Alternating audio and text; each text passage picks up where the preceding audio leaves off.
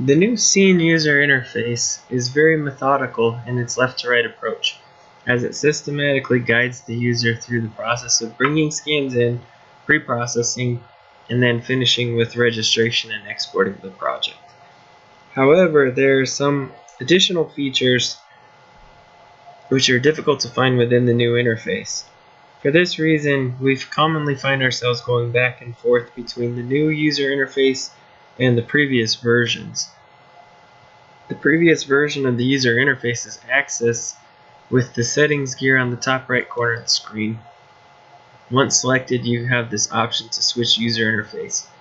This will take it back to the previous version where the new user interface approach of tabs and bars is replaced by the old toolbar method, where all the tools are displayed along the top of your screen. One of the biggest reasons that we find ourselves going back to the old interface is the ability to create new clusters. This is particularly important when applying control to a scan registration. In this example, we have our scans exactly how we want them in this Cloud registration. We simply need to apply the survey control to get them locked into the proper location. This is done in a three-step process. The first step is to lock the scan manager. This is done by right-clicking and selecting the lock feature. You'll notice that a lock icon will appear over the top of your scan manager. What this does is prevents the scans to be moved or manipulated independently, but rather the entire cluster or registration is either translated or rotated, but it's never broken up. This allows you to maintain the accuracy of the cloud-to-cloud registration while trying to fit the entire registration onto survey control. In order to bring in our survey control, we need to create a new cluster.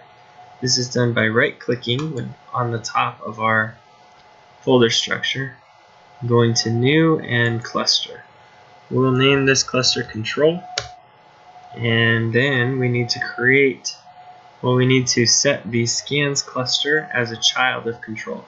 This is done by dragging it in, and you will notice by expanding Control that Control cluster is now the parent of Scans, meaning that Scans will be tied into this overall control cluster. Control is brought in by going to File, Import. We change our search parameters to a CSV file and find the control file. An important thing to note in Scene is that control needs to be brought in an XYZ format, or easting northing elevation, which is opposite from what you would get from the typical surveyor. Once your control file is established in Excel, simply do a save as a CSV file. Once you've imported your control, it will give you the option to place it on a cluster or on the workspace. Since we're applying our control to the entire registration, we will be sticking it on the workspace level. Once done, you will notice the creation of this references folder, which once expanded, it will show you all of your control points for the project. By having this control cluster, it will allow us to do another registration, which we will do under Operations, Registration, and Place Scans. Putting in control is a target-based operation since the control points are based on those target cards. In the General tab, we'll turn off the GPS, and we will turn off auto clustering as those features aren't needed. We'll keep the inclinometer on, and going to target based, we'll get rid of this principal direction of scans because it's not applicable in a locked control.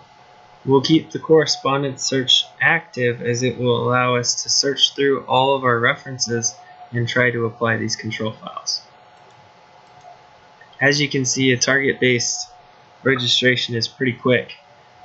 Looking at our control tensions, we see that control point 292, our tensions are a little bit higher than we would like, so we can anti-correspondence that.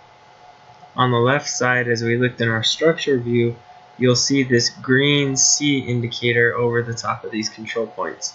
That means that Scene was automatically able to detect each of these points and place them. We'll quickly set an anti-correspondence on 292, and now we have 3 points that we're using, and our distance error is within the tolerance of 0.015 feet. Going in quickly, we can take a quick look at each of these scans to see where the control was applied. On scan 0, we have 290 and 293. Looking in the quick view by double clicking on the scan, we can take a look at 293. In the general, we'll make sure that our names match up. Since they do, everything is good.